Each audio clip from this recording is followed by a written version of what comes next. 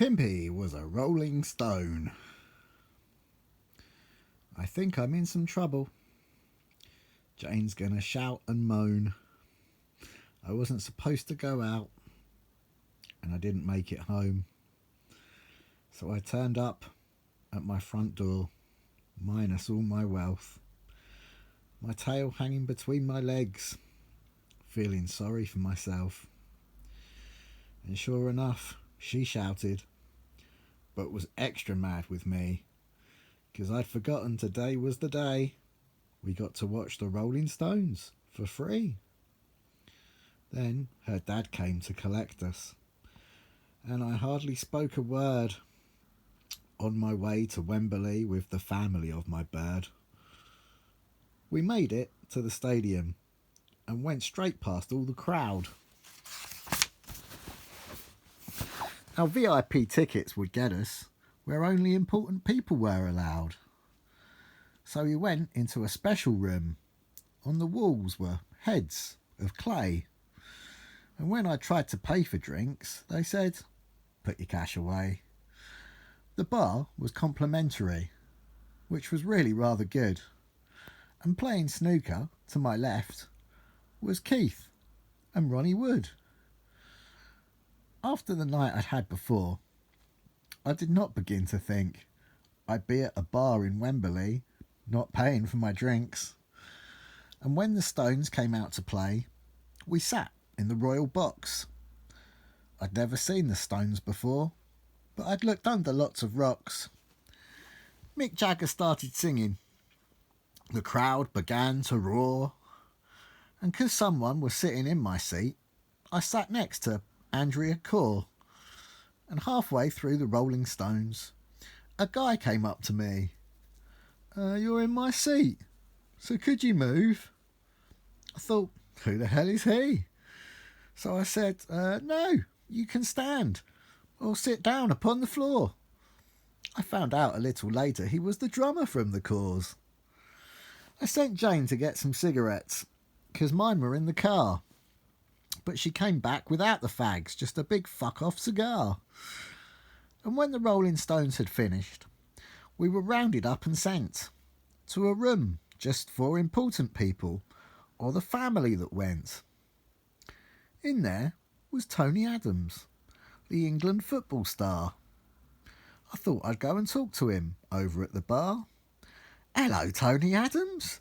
I'm feeling pretty pissed, but you're the Arsenal captain, so could you please sign this?" Tony Adams signed my ticket as I laughed and drank and smoked. "Hang on, here comes another Tony. This one's from Hollyoaks." "It's Tony from Hollyoaks!" I began to shout, but this one took one look at me and swiftly walked back out.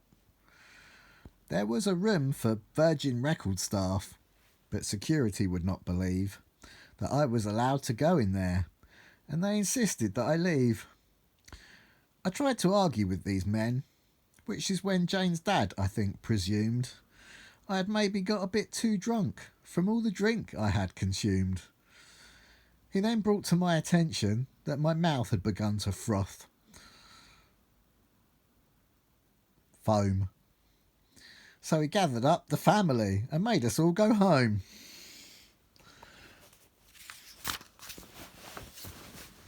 Marie. On February the 27th in 1999, a lovely baby girl was born, and this baby girl was mine.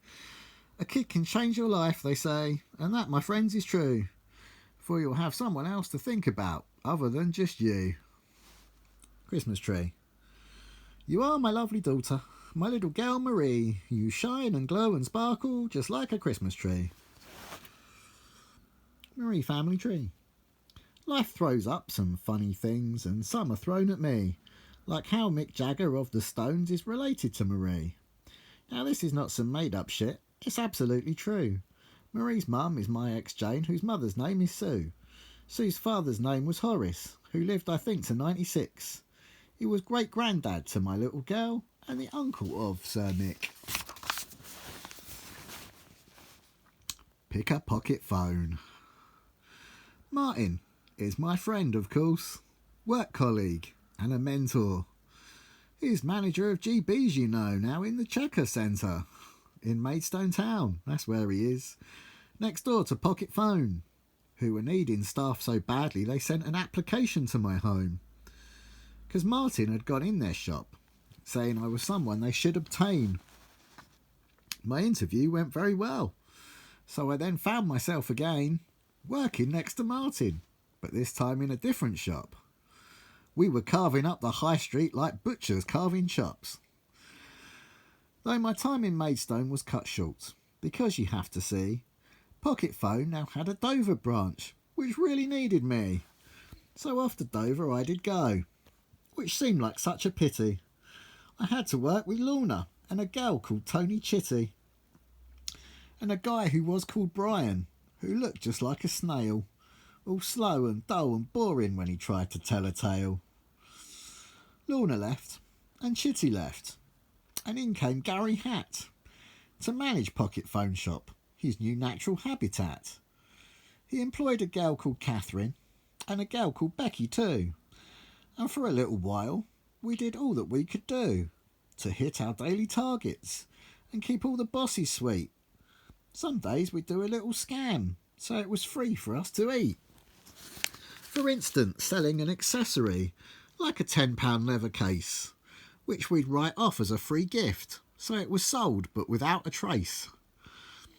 Then the company opened a Ramsgate store, where Gary went off to be the manager, thus leaving the Dover store for me. Brian went to Ramsgate with him, so I employed my good friend Chris. I was manager of Dover, and it was time to take the piss. Sakura. Sakura was American and a quarter Japanese. She'd come and see me in my shop and did much as she pleased.